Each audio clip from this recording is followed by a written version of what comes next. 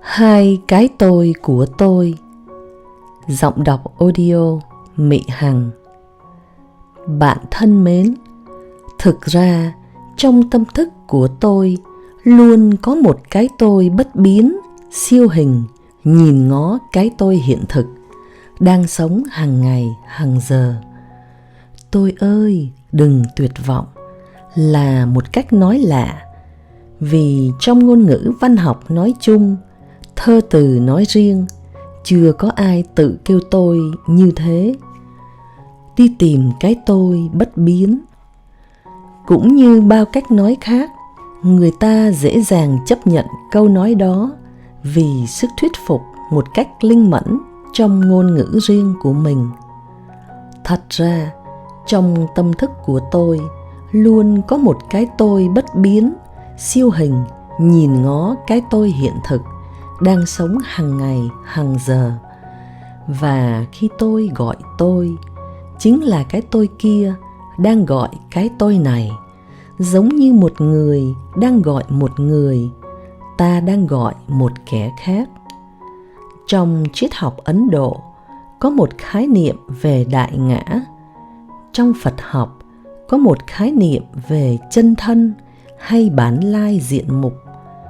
Tiếng gọi tôi của tôi luôn là một cuộc hoài hương tha thiết đêm ngày, hòng tìm lại cái tôi đại ngã, cái tôi chân thân, cái tôi bản lai diện mục đó giữa cõi tạm trần gian mà tôi đang sống. Khi ngắm dòng sông chảy như biểu tượng thời gian trôi đi, tôi cũng thấy một lần bóng núi in bên sông dài, một lần thấy bóng tôi. Tôi là người, không phải là núi, nhưng thấy núi lại thấy mình. Đó là vì có một cái tôi khác của tôi, mang bản thể núi, vững vàng hơn vô lượng lần cái thân thể vật chất mình đang có. Nó như bất động trước dòng chảy của thời gian. Nhưng nói thấy được đời tôi chỉ là một cách tự động viên mình, nhủ mình rằng tôi ơi, đừng tuyệt vọng đó thôi. Nó chỉ mới là một sự lần ra manh mối đường về, chứ chưa về thật sự. Nó vẫn còn là một giấc mơ xa vắng, và tôi vẫn còn lận đận lắm trong cuộc hồi hương mờ mịt cuối ngõ, cuối trời này. Không tìm thấy được cái tôi đó, mỗi ngày tôi đều buồn bã cảm nhận. Hôm nay thức dậy, ôi ngẩn ngơ tôi. Hôm nay thức dậy, mê mỏi thân tôi là vậy. Cái tôi đó có khi hiện thân là một, con mắt còn lại nhìn cái tôi phù trầm này một cách thương cảm. Con mắt còn lại nhìn cuộc đời tôi, nhìn tôi lên cao, nhìn tôi xuống thấp. Con mắt còn lại là con mắt ai? Con mắt còn lại nhìn tôi thở dài.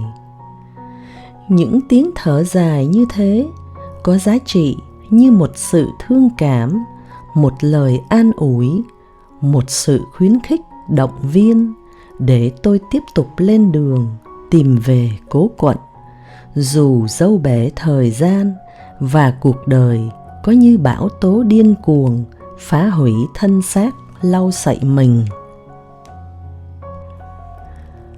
Tôi gọi tên tôi khắp chốn non ngàn, tôi dìu tôi đi giữa trời lên bão tố.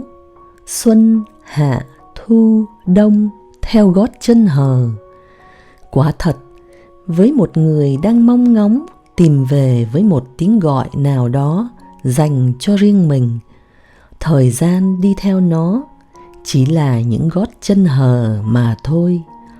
Và tiếng gọi mong ngóng kia chính là một cái tôi trên cao đang ra sức dìu dắt, nâng đỡ cái tôi dưới thấp đi xuyên qua mịt mùng thân phận người. Nói cách khác, cái tôi trên cao ấy là một tên gọi khác của cái gọi là cội nguồn, nơi tôi luôn muốn lần về. Vì vậy, đang khi sống, dù là giữa hội hè, tôi vẫn luôn tự nhủ. Tôi vui chơi giữa đời, biết đâu nguồn cội. Cây chưa thu bóng dài, và tôi thu bóng tôi.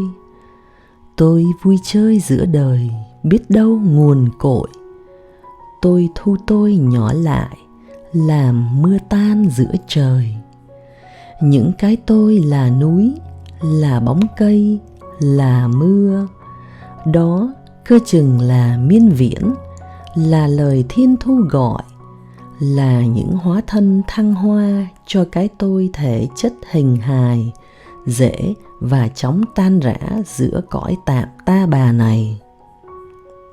Trong tiếng ru, chỉ có người này mới ru được người kia, nhưng tôi, nhờ có hai cái tôi mà tôi đã ru được chính mình. Còn bạn thì sao? Khi nào thì bạn có thể ru được chính mình?